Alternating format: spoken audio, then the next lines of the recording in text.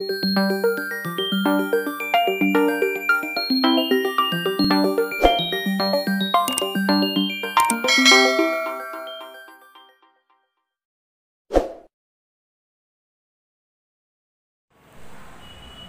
विद्यार्थियों, पुनः हमारे इस नॉलेज हब में आपका स्वागत है।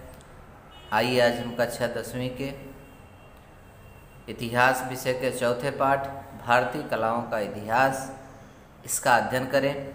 बच्चों ध्यानपूर्वक वीडियो के अंत तक बने रहिए, जिससे हम आपको संभवतः सरलतम माध्यम से इस पाठ को समझा सकें। तो चलिए बच्चों इससे स्टार्ट करते हैं। पहला इसमें जो पॉइंट दिया है वह है कला किसे कहते हैं। भारत की दृश्य कला परंपरा। तीसरा है भारत की ललित आंगिक कला परंपरा। चौथा है कलाएं, उपयोजित कलाएं और व्यवसाय के अवसर जो मिले बच्चों। तो कला किसे कहते हैं, चलिए इसे हम देखते हैं कि इतिहास के माध्यम से कला किसे कहा गया है। इसमें बताया गया है बच्चों, स्वयं को प्राप्त हुए अनुभव और उनके द्वारा प्राप्त ज्ञान तथा मन की भावनाएं दूसरों तक पहुँचे, यह प्रत्येक व्यक्ति की एक सहज यानी सरल प्रवृत्ति होती है, यानी आदत होती है, एक सरल आदत होती है। यह सहज प्रवृत्ति ही की प्रेरणा में से जब किसी सौंदर्यपूर्ण कृति का निर्माण किया जाता है तब उसे कला कहा जाता है। यानी कलाकार ऐसी चीज़ों को क्या करता है, अपने कला के माध्यम से प्रस्तुत करता है। इसमें कलाकार की कल्पनाशीलता होती है, संवेदनशीलता होती है, भावात्मकता होती है और कौशल जैसे अनेक घटक ऐसे अत्यंत महत्वपूर्ण होते हैं। दूसरा बच्चों जो कला में आता है दृश्य कला और ललित कला। तो कला के प्रकारों का विभाजन दृश्य कला और ललित कला में किया जाता है। ललित कलाओं में आंगिक कला भी कहा जाता है। ललित कला को दृश्य कलाओं का उद्गम प्रागैतिहासिक कालखंड में ही हुआ। इसे दर्शाने वाले अनेक कलाओं के नमूने अश्मयुगीन गुफाओं में से जो है बच्चों प्राप्त होते हैं। लोक कला तथा अभिजात कला क्या होता है बच्चों। कला की दो परंपराएं थी, लोक कला और अभिजात कला मानी जाती है। लोक कला अश्मयुगीन कालखंड में अखंडित रूप में चली आ रही परंपरा है। इसकी अभिव्यक्ति लोगों के प्रतिदिन जीवन का अंग की है। परिणाम स्वरूप इस परंपरा की अभिव्यक्ति अधिक उत्स्फूर्त होती है। लोक कला का निर्माण समूह के लोगों के प्रत्यक्ष सहभाग द्वारा होता है। अभिजात कला निर्धारित नियमों के चौकट में बद्ध होता है। इसे आत्मसात करने के लिए दीर्घकालीन प्रशिक्षण की आवश्यकता होती है। मतलब लोक कला में बच्चों काल्पनिक चीज़ें भी बताई जा सकती हैं, दर्शाई जा सकती हैं, लेकिन अभिजात कला यानी उसका एक सिद्धांत होना चाहिए, वह कंफर्म होना चाहिए कि मतलब ऐसा ही है। कला शैली का उदय हुआ। प्रत्येक कलाकार की कला अभिव्यक्ति एक स्वतंत्र पद्धति अर्थात शैली होती है। जब कोई पद्धति परंपरा का स्वरूप धारण कर लेती है तब वह पद्धति विशिष्ट कला शैली के रूप में अपनी पहचान बना लेती है। प्रत्येक संस्कृति में भिन्न भिन्न कालखंड में प्रदेशों के संबंधित विशिष्ट प्रकार की कला शैलियाँ विकसित होती हैं। उन कला शैलियों के आधार पर उस संस्कृति की कला के इतिहास का अध्ययन किया जा सकता है।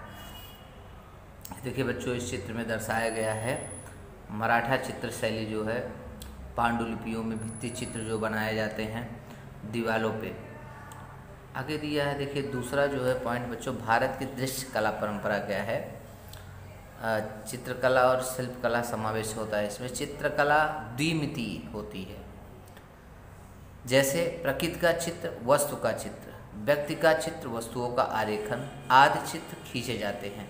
इसके लिए शिलाखंड, दीवारें यानी शिलाखंड मतलब यानी पत्थरों के टुकड़े, दीवार, कागज़, सूती अथवा रेशमी कपड़ों के कैनवस पेपर जो होते हैं, मिट्टी के बर्तन जैसे माध्यमों के अथवा साधनों के उपयोग किया जाता है, जैसे अजिंठा यानी अजंता की गुफा, बोधिसत्व पद्म पाणी का भित्ति चित्र, यानी आप अजंता की गुफा देखेंगे बच्चों तो उसमें जो है बौद्ध भगवान के जो है उनका दार्शनिक जो है चित्रकला अंकन किया गया है।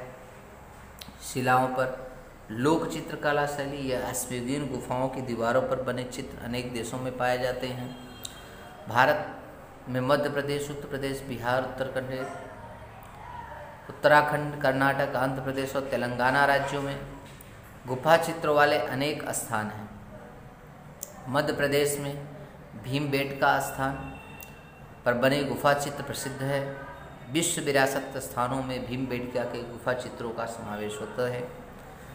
गुफा चित्रों में मनुष्य की आकृतियों, प्राणियों और कुछ भूमितीय आकृतियों का समावेश होता है। पुराश्म युग में लेकर खेती का प्रारंभ होने के कालखंड तक इन चित्रों की शैली और उनके विषयों को में जो परिवर्तन होते हुए पाए जाते हैं। चित्रों के नवीन प्राणियों और वनस्पतियों का भी समावेश किया जाता है। साथ ही मनुष्यों की आकृतियों को आरेखन पद्धति और उपयोग में लाए गए रंगों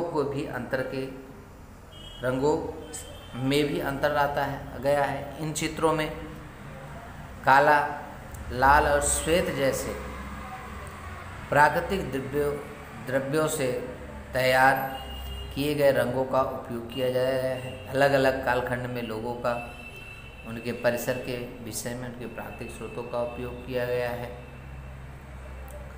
तकनीकी विज्ञान का विकास किस प्रकार होता है, इसकी कल्पना इस चित्रों द्वारा की जा सकती है। देखो इस चित्र में बच्चों महाराष्ट्र के इस प्रचलित वारली क्षेत्र में जो है इसको दर्शाया गया है।